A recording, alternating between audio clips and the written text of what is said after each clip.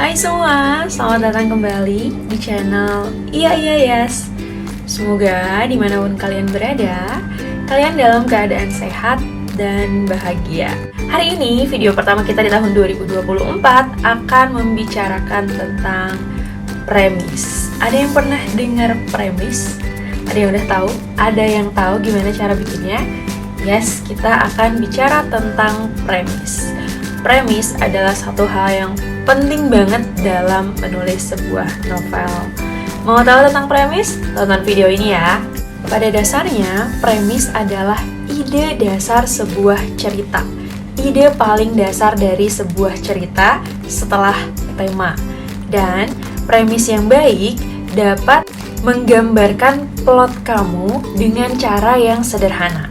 Nah, gimana sih cara bikin premis? Atau apa aja sih premis itu isinya? Jadi, premis itu rumusnya adalah 3 hal. Yang pertama, tokoh utama kamu. Yang kedua, tujuannya. Dan yang ketiga, hambatannya. Jadi, kamu sudah bisa menggambarkan secara umum siapa sih tokoh utama kamu ini. Apakah seorang anak sekolah, atau pegawai kantoran, atau seorang banker, atau seorang penyelam, kayak gitu. Kemudian, apa tujuannya, apa yang paling dia inginkan di dalam cerita kamu, apa yang harus dia capai di akhir cerita kamu, dan yang terakhir adalah hambatannya, apa yang akan menghalangi dia mencapai tujuannya tersebut, gitu. Contohnya, Romeo, seorang polisi, tokohnya, ingin menemukan pembunuh kedua orang tuanya, tujuannya, tetapi semua petunjuk malah mengarah pada dirinya sendiri. Hambatannya. Contoh kedua, Ares, seorang penyihir remaja, ingin menjadi penyihir terkuat, tetapi dia selalu dikucilkan karena orang tuanya bukan penyihir.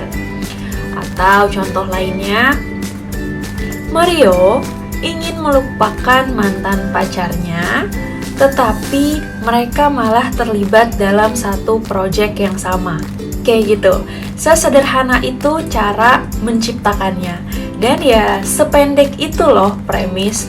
Lalu gimana sih caranya supaya kita bisa menciptakan premis yang kuat? Yang paling pertama dan utama tentu saja kita temukan dulu tema cerita yang ingin kita tulis. Pastikan aja tema ini entah kamu sukai atau ingin kamu dalami, atau bisa juga kamu pilih yang dekat dengan kamu, gitu. Dan setelah tema besarnya kamu temukan, pastikan kamu menemukan tema yang lebih khusus. Contohnya, kamu mau menciptakan cerita misteri, lalu kamu khususkan menjadi pembunuhan di ruang tertutup. Atau kamu mau menulis cerita fantasi, kamu khususkan menjadi tentang siren. Atau kamu mau menulis yang adult, kamu khususkan menjadi pencarian jati diri. Selain memulai dengan tema, kamu juga bisa mulai dengan cara klasik ini. Yes, what if, atau bagaimana jika. Percayalah, walaupun ini klasik dan mungkin kamu udah denger dari banyak tempat, tapi memang ini works untuk beberapa orang. Siapa tahu kamu termasuk salah satunya.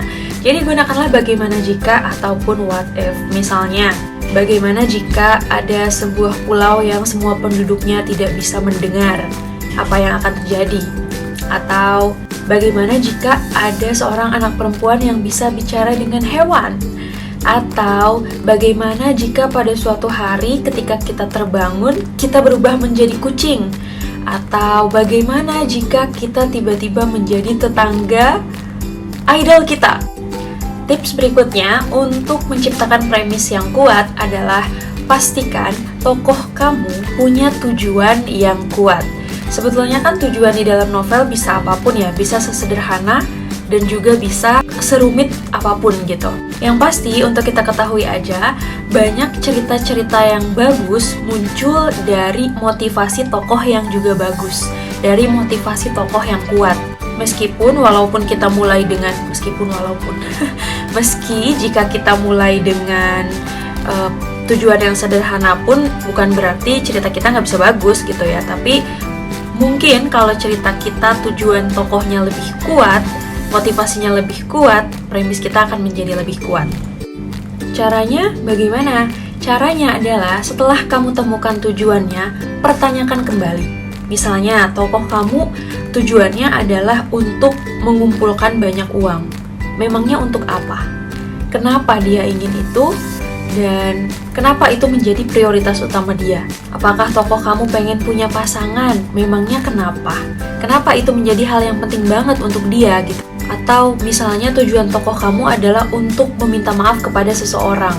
Kenapa dan bagaimana caranya gitu. Itu harus kamu pikirkan matang-matang dulu supaya nanti motivasi tokoh utama untuk mencapai tujuannya ini tuh kuat. Nah, jadi seperti itu ya, premis itu adalah ide dasar sebuah cerita, ide dasar novel yang ingin kamu tulis, dan premis itu penting karena dari sanalah kamu berangkat. Setelah kamu punya premis, kamu bisa mengembangkannya menjadi pertanyaan-pertanyaan lain yang nanti akan kamu jawab di dalam cerita kamu.